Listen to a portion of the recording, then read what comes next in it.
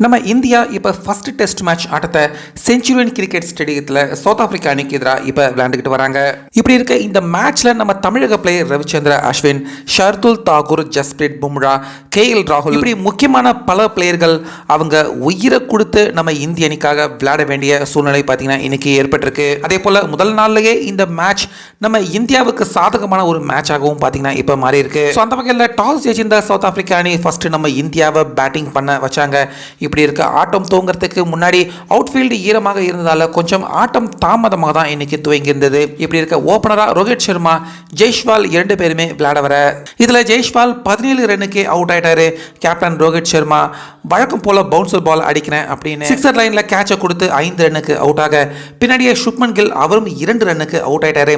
ஆனா விராட் கோலி, ஸ்ரேயஸ் ஐயர் இரண்டு பேருமே நீண்ட மிகப்பெரிய பார்ட்னர்ஷிப் போட்டு லஞ்ச் பிரேக்கை தாண்டியும் 2 பேரும் நல்லா விளையாண்டாங்க. ஆனா ஸ்ரேயஸ் ஐயர் 31லையும் விராட் கோலி 38 ரன்ல அவுட் ஆக அடுத்ததா வந்த KL ராகுல் நிதானமான பொறுப்பான பேட்டிங்கை இந்திய அணிக்காக விளையாண்டாரு. ஆனா மறுமுனையில் நம்ம அஸ்வின் அவர் பேட்டிங் பண்ண வர அவருக்கு தொடர்ந்த மோசமான பால், பவுன்சர் பால், இன்ஜூர் ஆகக்கூடிய மோசமான பாலை தொடர்ந்து சவுத் ஆப்பிரிக்கா அவங்க வீசி அஸ்வினை 8 ரன்னுக்கு அவுட் பண்ணிட்டாங்க.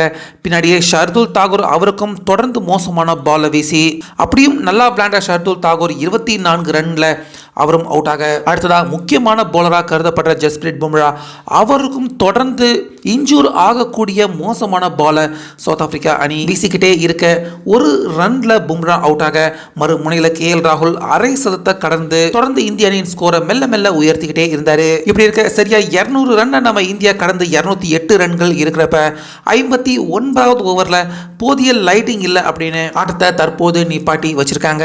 அந்த வகையில் இன்னைக்கு முதல்ல மேட்ச் துவங்குறப்பவே முதல்ல பேட்டிங் பண்றவங்க ரொம்ப கஷ்டப்படுவாங்க. 100 ரன் எட்டுறது கூட கஷ்டம். அந்த அளவுக்கு கடினமாக இருக்கு. பேட்டிங் பண்றவங்க ரொம்ப கஷ்டப்படுவாங்க அப்படிங்கிற மாதிரி தான் பிச் ரிப்போர்ட்ல இருந்தது. ஆனா நம்ம இந்தியா இதுல சுதாரிச்சுக்கிட்டு நல்லா விளையாண்டு கிட்டத்தட்ட 200 ரன்னுக்கும் மேல இப்ப சேர்த்திருக்கிறது.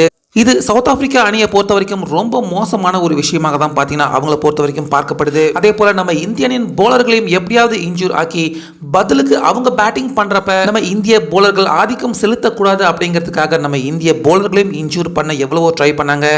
ஸோ ஆனாலுமே அதில் எல்லாத்துலேயும் இருந்து நம்ம இந்திய பிளேயர்கள் தப்பிச்சு இப்போ சுமார் 200க்கும் அதிகமான ரன் இந்த மேட்ச்ல நம்ம இந்தியா எடுத்திருக்கிறது தற்போது வெற்றிக்கான வாய்ப்பை நம்ம இந்தியாவுக்கு அதிகரிச்சிருக்கு அப்படிங்கிற தகவல்கள் வெளியே வந்த வண்ணம் இருக்கு. அந்த வகையில் இந்த வருடமாவது நம்ம இந்தியா சவுத் ஆப்பிரிக்கா மண்ணில் டெஸ்ட் சீரீஸை ஜெயிச்சு வரலாற்று சாதனை நிகழ்த்துவாங்களா? உங்க கருத்தை சொல்லுங்க.